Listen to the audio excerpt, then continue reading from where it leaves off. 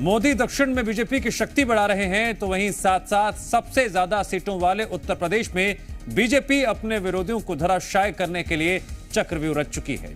चुनाव में सभी 80 सीटें जीतने की रणनीति बुनने के लिए मुख्यमंत्री योगी आदित्यनाथ दिल्ली में मंथन भी कर रहे हैं। दरअसल यूपी के 2 लड़कों ने अपनी चुनावी रणनीति पर काम करना शुरू कर दिया है।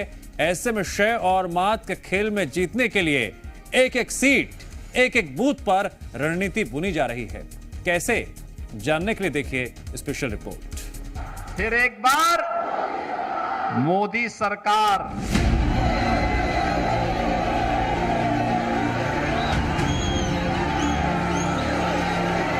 भाजपा को 370 दीजिए और एनडीए को 400 पार कर दीजिए।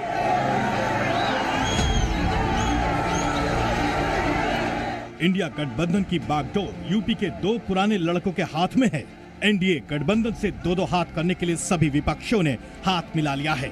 लेकिन ये चुनावी जंग इतनी आसान नहीं है, क्योंकि बीजेपी ने भी उत्तर प्रदेश में अपनी चुनावी चक्रव्यूह रच लिया है। एक एक सीट के लिए एक एक बूथ पर बीजेपी ने ऐसा जाल बिछाना शुरू कर दिया है, जिससे विरोधी पार्टियों के लिए 2024 की जंग आसान नहीं रहेगी। अब आपको एक एक कर बताते हैं कि राम लहर के बीच बीजेपी यूपी में किस तरह से 80/80 जीतने की तैयारी कर रही है। दरअसल पिछले बार 2019 के लोकसभा चुनाव में बीजेपी 80 में से 64 सीट ही जीत पाई थी। यही वजह है कि प्रधानमंत्री नरेंद्र मोदी और यूपी के मुख्यमंत्री योगी आदित्यनाथ चुनाव के ऐलान से पहले ही यूपी के चप्पे चप्पे का दौरा कर चुके हैं, खासकर उन जगहों पर जहां बीजेपी का जनाधार कमजोर रहा है। देश की जनता ने, देश ने नतीजों का ऐलान कर दिया है। देश ने घोषणा कर दी है, अब की बार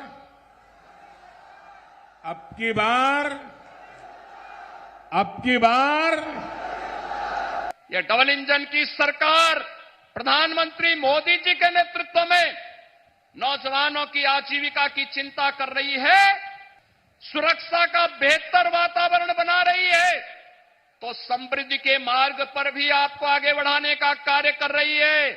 और इसीलिए जन जन से एक ही आवाज आ रही है, फिर एक बार मोदी सरकार की। चुनाव की तारीखों से पहले खुद प्रधानमंत्री मोदी राम मंदिर में 22 जनवरी को प्राण प्रतिष्ठा से लेकर अब तक यूपी के 5 दौरे कर चुके हैं, जहां उन्होंने 4 चुनावी रैलियां की हैं, जहां 2 ऐसी जगह भी हैं जहां बीजेपी को हार का सामना करना पड़ा था। इसके अलावा 10 से ज्यादा वर्चुअल कार्यक्रम में भी शामिल रहे हैं, जबकि मुख्यमंत्री योगी आदित्यनाथ भी 1 महीने के भीतर 50 से ज्यादा जिलों में सभाएं कर चुके हैं। 80 का टारगेट छूने के लिए बीजेपी ने 2 पुराने दोस्तों से भी हाथ मिला लिया है। इनमें ओम प्रकाश राजभर और जयंत चौधरी भी शामिल हैं। पिछले 3 लोकसभा चुनाव में बीजेपी का वोट शेयर यानी जनाधार यूपी में लगातार बढ़ रहा है। 2009 में बीजेपी को 18% वोट शेयर था, जो बढ़कर 40% हो गया, और 2019 के लोकसभा चुनाव में बीजेपी का वोट शेयर 50% तक पहुंच गया। उत्तर प्रदेश में इन आंकड़ों से बीजेपी का जोश हाई है, और अगर जनाधार को सीटों में बदल लिया जाए तो बीजेपी के लिए 400 पार का लक्ष्य साधना आसान हो सकता है। यही वजह है कि बीजेपी ने ऐसा चक्रव्यूह तैयार किया है, जिससे पार पाना विरोधियों को इस चुनाव में आसान नहीं होगा। चुनाव के हर चरण के लिए बीजेपी ने बड़ी ही बारीकी से तैयारी की है, जिसके मुताबिक बीजेपी सबसे पहले हर बूथ, हर घर के मंत्र के साथ मतदाताओं के बीच पहुंचना चाहती है, ताकि वोटिंग भरपूर हो और राम लहर का फायदा भी मिल सके। इसके बाद दूसरे स्टेप पर जनता का विश्वास और आशीर्वाद भाजपा के साथ स्लोगन लेकर हर पन्ना प्रमुख को उनकी अहमियत बताएगी, और सभी पन्ना प्रमुख को एक पन्ने के सभी वोटर्स को बीजेपी के पक्ष में करने का टास्क देगी।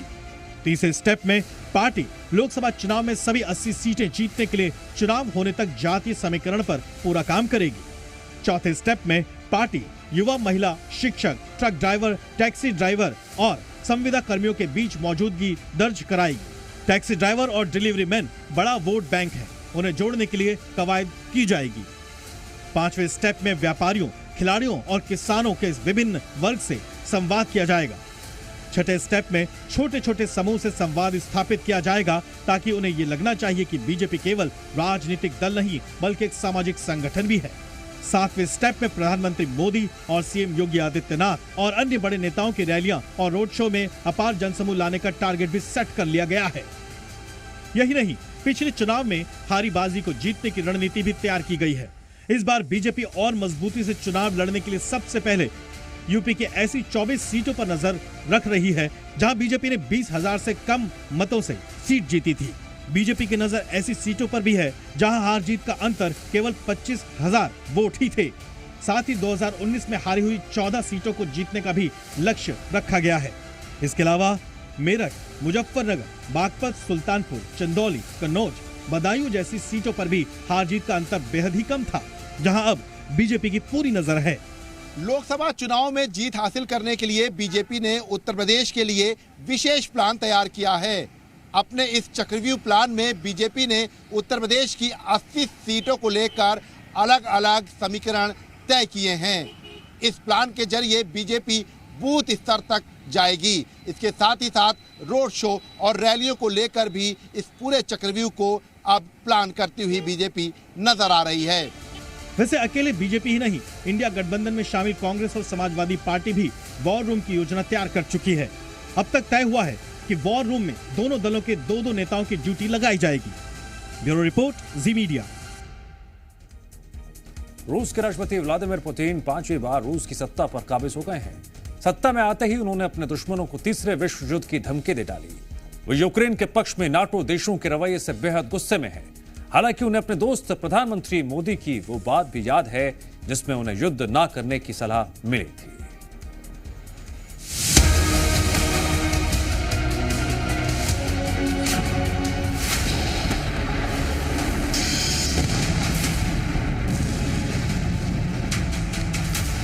Я хочу прежде всего поблагодарить граждан России. Мы все одна команда. और एक बार फिर व्लादिमीर पुतिन रूस के राष्ट्रपति पद पर आसीन हो गए हैं। राष्ट्रपति पुतिन ने रूस की सत्ता की बागडोर एक बार फिर संभालते हुए अपने दुश्मनों पर बरसना शुरू कर दिया है, जबकि रूस की जनता को अपनी एक टीम बताते हुए साफ कर दिया कि इस बार वो पहले से ज्यादा मजबूत होकर आए हैं। Я хочу прежде всего поблагодарить граждан России. Мы все одна команда. Всех граждан России, которые пришли на избирательные участки и проголосовали. व्लादिमीर पुतिन ने रूस में हुए राष्ट्रपति चुनाव में रिकॉर्ड 88% वोट हासिल किए हैं। जीत के बाद पहले ही भाषण में उन्होंने अपने दुश्मनों, खासकर नेटो देशों को तीसरे विश्व युद्ध की धमकी दे डाली है। हाल ही में फ्रांस के राष्ट्रपति मैक्रो ने ग्राउंड ऑपरेशन करने की बात कही थी, लेकिन चुनाव जीतने के बाद पुतिन ने अपने एक बयान में साफ कर दिया है कि इसका अंदाजा सभी को है कि अगर ऐसा होता है तो ये पूर्ण पैमाने पर तीसरे विश्व युद्ध से बस एक कदम दूर होगा। मुझे लगता है कि शायद ही इसमें किसी की दिलचस्पी होगी। Об этом заявлении президента Франции. Мы готовы рассмотреть любые вопросы, но всегда, при любой ситуации будем исходить из интересов Российской Федерации. И ситуации в зоне боевого соприкосновения, разумеется. लेकिन यूक्रेन के राष्ट्रपति वोलोदिमीर ज़ेलेंस्की रूस के चुनाव को अवैध बता रहे हैं। Жодної легітимності у цієї імітації виборів немає та бути не може. Цей діяч має закінчити на лаві підсудних в Гаазі. Саме це ми маємо забезпечити усі в світі, хто цінує життя і порядність. दूसरी ओर पुतिन को अपने देश में भी विरोध प्रदर्शन का सामना करना पड़ रहा है। Наверное, вас интересует, что я написала в бюллетене, за кого проголосовала. Разумеется, я написала фамилию Навальный, потому что так не может быть, чтобы за месяц во время президентской кампании, за месяц до выборов, главный оппонент Путина. ऐसे में पुतिन किसी भी हाल में अपने दोस्त और भारत के प्रधानमंत्री नरेंद्र मोदी की सलाह को भूले नहीं होंगे, जब पीएम मोदी ने उन्हें समझाया था कि ये युद्ध का वक्त नहीं है। मैं जानता हूं कि आज का युग युद्ध का है नहीं, और हमने फोन पर भी कई बार आपसे इस विषय में बात की है कि डेमोक्रेसी और डिप्लोमेसी और डायलॉग, ये सारी बातें ऐसी हैं कि जो दुनिया को एक स्पर्श करती है। आने वाले दिनों में शांति के रास्ते पर हम कैसे बढ़ सके, उसके विषय में जरूर आज हमें चर्चा करने का मौका मिलेगा। आपका व्यू पॉइंट समझने का मुझे भी एक अवसर मिलेगा। उम्मीद है जीत के जोश में रूस के राष्ट्रपति युद्ध की बात को लेकर अपने इरादों में थोड़ी नरमी लाएंगे। ब्यूरो रिपोर्ट, जी मीडिया। और अब बात सिस्टम को हिलाने का दावा करने वाले एल्विश यादव की, जिन्हें नोएडा पुलिस ने गिरफ्तार कर लिया। राव साहब को अब समझ में आ गया होगा, देश में कानून, पुलिस प्रशासन से बड़ा कोई सिस्टम नहीं होता। कानून के दायरे में रहेंगे तभी फायदे में रहेंगे, वरना अंजाम तो दुनिया के सामने है।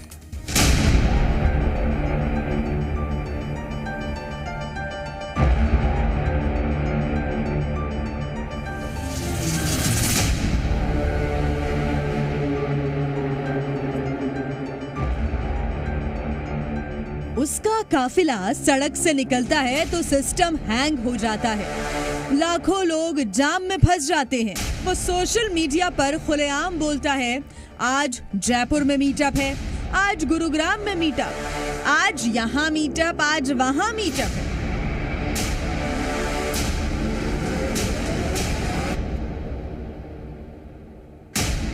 सोशल मीडिया प्लेटफॉर्म पर उसके लाखों फॉलोअर्स हैं। सही समझे, ये सारा इंट्रोडक्शन है यूट्यूबर एल्विश यादव का।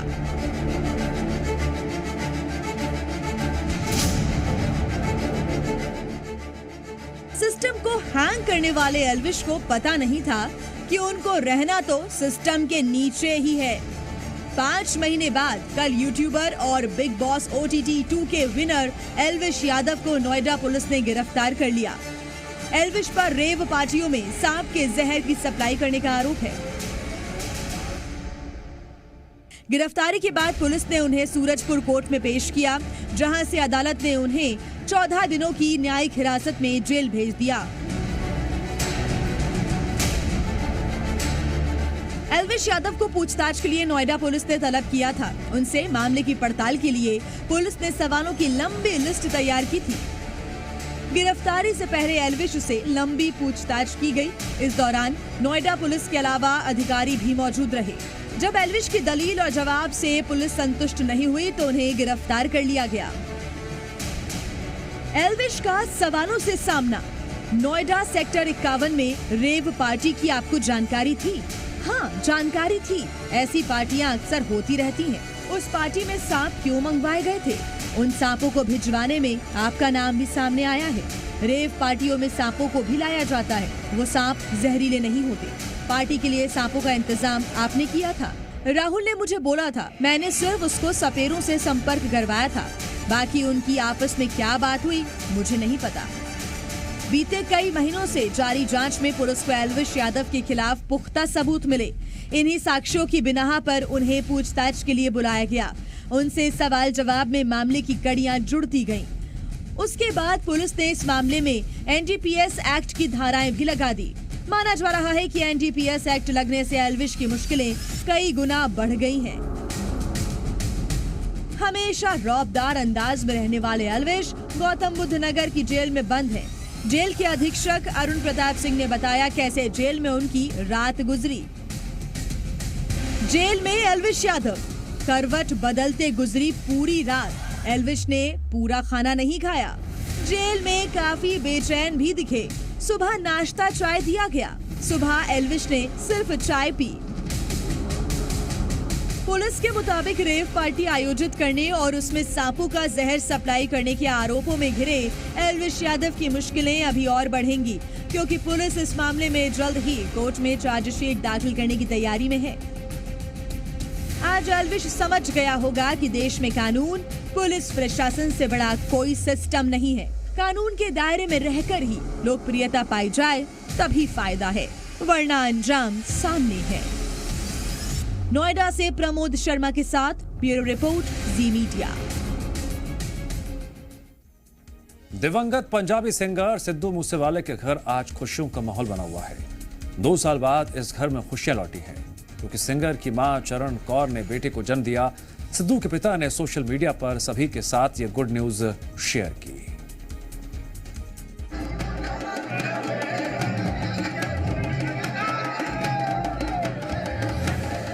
पंजाब में सिद्धू मूसेवाला के घर पर होली और दिवाली का जश्न एक साथ मनाया जा रहा है। खुशी इतनी कि लोग अपने आप को थिरकने से रोक नहीं पा रहे हैं।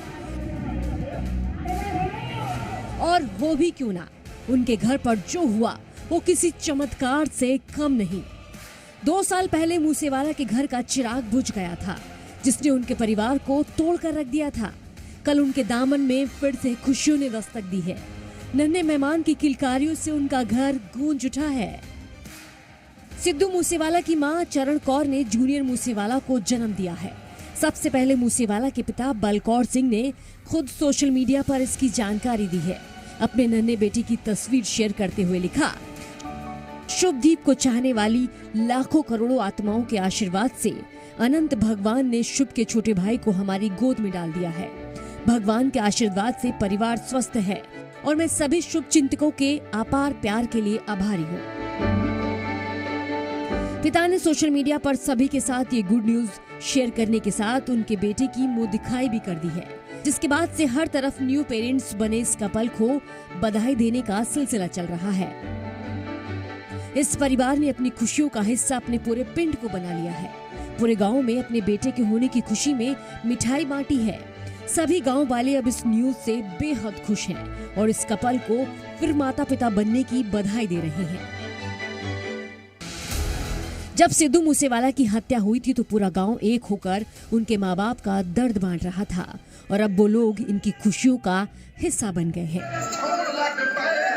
जूनियर मूसेवाला की एक झलक पाने के लिए घर में लोगों का तांता लगा हुआ है। लोग होली से पहले ही मूसेवाला के रंग में रंग गए हैं। आम जनता ही नहीं, सेलिब्रिटीज भी पूरे परिवार को बधाई दे रहे हैं। पंजाबी सिंगर गुरदास मान मूसेवाला के माता पिता की खुशियों में शामिल होने के लिए पहुंचे। माता श्री ਨੂੰ जो एक नवी खुशी मिली है और जीवन का बहाना मिले और जिन्हें उन्होंने फैन सीगे सिद्धू मूसेवाले दे उन्होंने लग्या उन्होंने दोबारा आस बनी है, उम्मीद बनी है। ये परमात्मा बनाई रखे, जल्दी जल्दी बच्चे ਨੂੰ तंदुरुस्ती बख्शे, निरोगता बख्शे और हर बुरियां नजरां, बुरियां बीमारियां इन चीजों तो बचा के रखे, बलावां तो बचा के रखे। जन्म के बाद अस्पताल में लोगों की भीड़ बनी हुई है। मूसेवाला के पिता ने प्रेस कॉन्फ्रेंस करके इतना प्यार और सपोर्ट के लिए लोगों का धन्यवाद किया। मैं सोचे संसार भर दे विच शुभदीप नूं प्यार करन वालियां दा तहे दिलों धन्नवाद करदा सारियां दा। बलकौर सिद्धू से पूछा गया कि बेबी का नाम क्या होगा तो उन्होंने बताया कि वो शुभदीप ही है, बिल्कुल वैसी ही शक्ल है। मेरे लिए शुभदीप ही है, मेरे लिए शुभदीप है, सेम चेहरा मोरा बिल्कुल। मैं अकाल पुरख दा धन्नवाद नहीं कर सकता, मेरे कोई शब्द नहीं इस गल ते। मैं गल करदा मेरे लिए वही है। वहीं सिद्धू मूसेवाला के छोटे भाई को जन्म देने वाली डॉक्टर का बयान भी सामने आया है। सफरिंग देखी है, बहुत ट्रेजेडी देखी है ना, तो हर सारे लोग अपनी दुनिया भर के लोगों नाल जुड़े हुए ने ते साडी भी यही कोशिश रही है कि जिथे इन्नी सफरिंग है उत्थे कोई खुशी असी दे सकिए। 29 मई को सिद्धू मूसेवाला की गोलियां मारकर हत्या कर दी गई थी। इकलौते बेटे की मौत ने हंसती खेलती माँ बाप की जिंदगी बर्बाद कर दी थी। वहीं सिद्धू मूसेवाला के छोटे भाई के जन्म से इस परिवार में एक बार फिर से खुशियां लौट आई है। ब्यूरो रिपोर्ट, जी मीडिया। और यहाँ वक्त है ब्रेक का।